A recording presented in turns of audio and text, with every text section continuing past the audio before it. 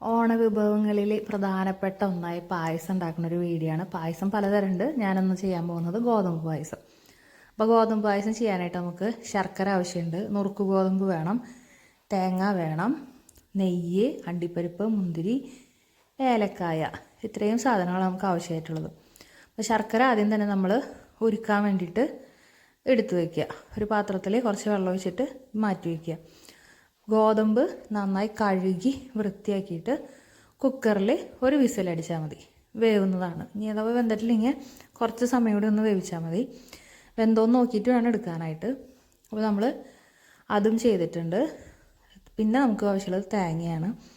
അപ്പോൾ 2 തേങ്ങയുടെ ഇത് ചിരകി എടുക്കുന്നുണ്ട് കേട്ടോ.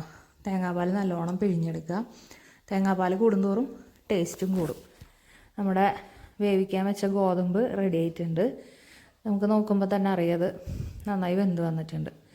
ഇനി നമുക്ക് വേണ്ടത് അതിൽ അവസാനം ചേർക്കാനുള്ളൊരു സാധനമാണ് ഏലക്കായും പഞ്ചസാരയും കൂടിയിട്ട് പൊടിച്ചെടുക്കുന്നതാണ്.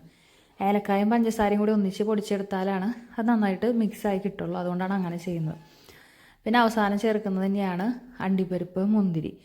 അത് നമുക്ക് നെയ്യിൽ വേണം വറുത്തെടുക്കാനായിട്ട്. അപ്പോൾ കുറച്ച് നെയ്യ് ഒഴിച്ചിട്ട് അണ്ടിപ്പരിപ്പ്, മുന്തിരി അതിലേക്ക് ചേർത്ത് വറുത്തെടുക്കാം. ഇനി ഇത് നമുക്ക് വേണമെങ്കിൽ തേങ്ങാക്കൊത്തും കൂടി ചേർക്കാം. ഇപ്പോൾ ഇതിൽ ഞാൻ ചേർത്തിട്ടില്ല, വേണമെങ്കിൽ ഓപ്ഷനാണ്. അതും കൂടി ഇട്ട് കഴിഞ്ഞാൽ കുറച്ചും കൂടി ടേസ്റ്റ് ഉണ്ടായിരിക്കും. പിന്നെ നമുക്ക് ഇതൊക്കെ കൂടി മിക്സ് ചെയ്യാന്നുള്ളതാണ് അടുത്ത പരിപാടി. അപ്പോൾ ഒരു ഉരുളി വെച്ചിട്ടുണ്ട്. അല്ലെങ്കിൽ കുറച്ച് ഒരു സ്പൂണോളം നെയ്യ് അത്ര മതി ഒന്ന് ചേർത്ത് കൊടുക്കുക. അതിന് വെച്ചാൽ ഗോതമ്പ് നമ്മൾ വേവിച്ചത് ഒഴിക്കുമ്പോൾ അടിയിൽ പിടിക്കാതിരിക്കാൻ വേണ്ടിയിട്ടാണ്. അപ്പോൾ അത് ഒഴിച്ച് കൊടുത്തിട്ടുണ്ട്. അതിലേക്ക് നമ്മുടെ തേങ്ങയുടെ 2ാം പാൽ ഒഴിച്ചിട്ടുണ്ട്. എന്നിട്ട് നന്നായിട്ടൊന്ന് യോജിപ്പിക്കുക.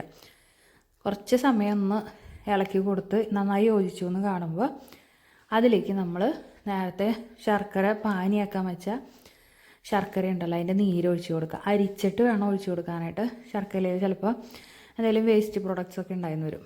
അപ്പോൾ അത് ഒഴിച്ച് കൊടുത്തിട്ടുണ്ട്. മധുരത്തിന് അനുസരിച്ച് ചേർക്കാം. കൂടുതൽ ആവശ്യമുള്ളവർക്ക് കൂടുതൽ, കുറവുള്ളവർക്ക് കുറവ്. ഇനി ഉപ്പ് ചേർത്ത് കൊടുക്കണം. പായസത്തിൽ ഉപ്പൊന്നും ചോദിക്കാൻ പാടില്ല, ഉപ്പ് ചേർക്കേണ്ടതാണ് ബാലൻസിങ്ങിന് വേണ്ടിയിട്ട്. ഉപ്പില്ലാത്ത ഒന്നും നമുക്ക് ഇല്ല. അപ്പോൾ വളരെ തരി ഉപ്പ്, ഒരു നുള്ളു ഉപ്പ് എന്നൊക്കെ പറയുന്ന പോലെ ചേർത്ത് കൊടുത്താൽ മാത്രമാണ് അതൊരു ബാലൻസിങ് വരെയുള്ള ടേസ്റ്റ്. ഇനി നമുക്ക് നന്നായിട്ട് ഇളക്കി യോജിപ്പിക്കാം. മധുരം ആവശ്യത്തിനുണ്ടോ എന്ന് നോക്കിയിട്ട് വേണമെങ്കിൽ ഇനിയും ചേർക്കാം, അല്ലെങ്കിൽ വേണ്ടാതെ വയ്ക്കാം. ഇനി ലാസ്റ്റത്തെ സ്റ്റെപ്പാണ് തേങ്ങയുടെ 1ാം പാൽ ഒഴിച്ച് കൊടുക്കുക എന്നുള്ളത്. അത് ഒഴിച്ച് കൊടുത്തിട്ട് പിന്നെ പായസം തിളയ്ക്കേണ്ട ആവശ്യമില്ല, സ്റ്റവ് ഓഫ് ചെയ്യാം. പിന്നെ നമ്മുടെ ഏലക്കായും പഞ്ചസാരയും കൂടി പൊടിച്ചതും അണ്ടിപ്പരിപ്പും മുന്തിരിയൊക്കെ കൂടി ചേർത്ത് നന്നായിട്ട് പായസം മിക്സ് ചെയ്യാം. അങ്ങനെ നല്ല അടിപൊളി സ്വാദിഷ്ടമായ ഗോതമ്പ് പായസം റെഡി ആയിട്ടുണ്ട്. എല്ലാവർക്കും ഇഷ്ടമായെന്ന് വിചാരിക്കണു. നല്ല ടേസ്റ്റുള്ള പായസമായിരുന്നു. മധുരം കുറച്ച് കുറവായിരുന്നു. മധുരം പൊതുവെ ആർക്കധികം താല്പര്യമില്ലാത്തതുകൊണ്ടാണ്. അപ്പോൾ ഓണത്തിന് നല്ലൊരു വിഭവമാണിത്. അപ്പോൾ എല്ലാവർക്കും പൊന്നോണാശംസകൾ. ബായ്.